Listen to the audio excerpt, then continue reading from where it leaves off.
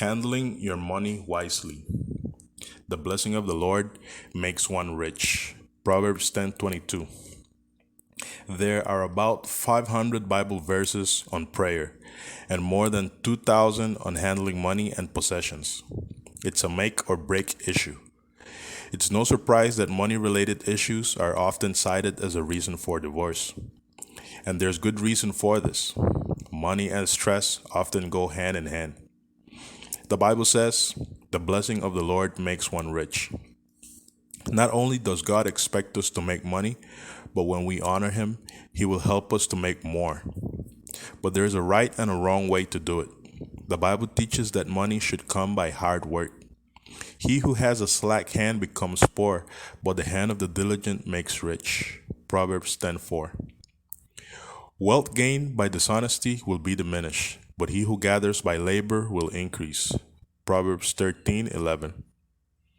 God expects those who labor to give a good day's work, just as He expects those in management to pay a good day's wage. Both labor and management are to make money. Labor helps management make a profit, while management helps labor make a salary. A profit well earned and a salary honestly made are both pleasing to the Lord. But your money must also be made by honest work. He who oppresses the poor to increase his riches will surely come to poverty. Proverbs 22:16. That's a warning to those who rip people off by charging extortionate interest rates. Eugene Peterson paraphrases it this way: switching price tags and paddling the expense account are two things God hates, as in Proverbs 20:10. God makes it plain. Winners never cheat, and He will make sure cheaters never win.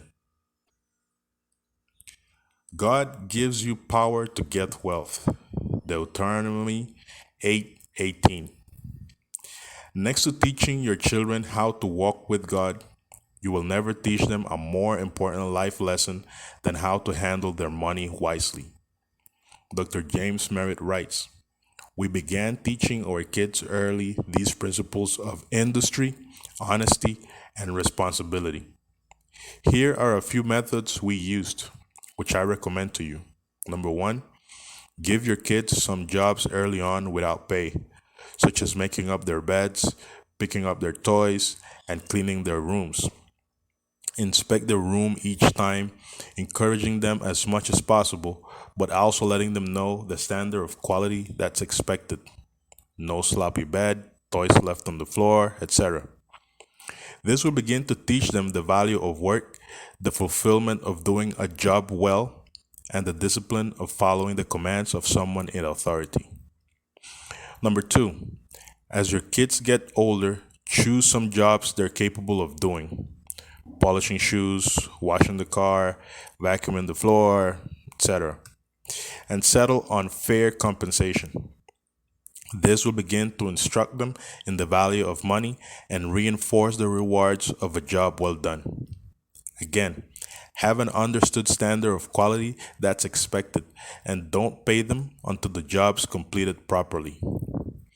Number three, don't give allowances or teach your children to expect them. Rather, teach them that money is earned through working for it. There's nothing wrong with giving your child money out of love or as a reward, such as for good grades. But kids must learn the relationship between honest labor and just compensation. Bottom line, those are three principles that will stand them in good stead throughout their entire lifetime. He who is greedy for gain troubles his own house. Proverbs 15:27. J. Paul Getty's estate exceeded $4 billion. At that time, he was considered the richest man on earth. The Los Angeles Times quoted something Getty wrote: I have never been given to envy, save for the envy I feel toward those people who have the ability to make a marriage work and endure happily. It's an art I have never been able to master. My record, 5 marriages, 5 divorces. In short, 5 failures. The newspaper article continues. He termed the memories of this relationship with his 5 sons painful. Much of his pain has been passed on with his money. His most treasured offspring, Timothy, a frail child born when Getty was 53, died in 1958 at the age of 12 of surgical complications after a sickly life, spent mostly separated from his father, who was forever away on business. Other members of the Getty family also suffered from tragic circumstances. A grandson, J. Paul Getty III, was kidnapped and held for a ransom of $2.9 million. When Getty refused to pay, they held the boy for 5 months and eventually cut off his right ear. Getty's oldest son apparently committed suicide amid strange circumstances. Another son, Gordon Paul Getty, has been described as living a tortured existence. He was ridiculed in correspondence by his father and was the least favored son. Similar sorrow has followed other members of this unfortunate family.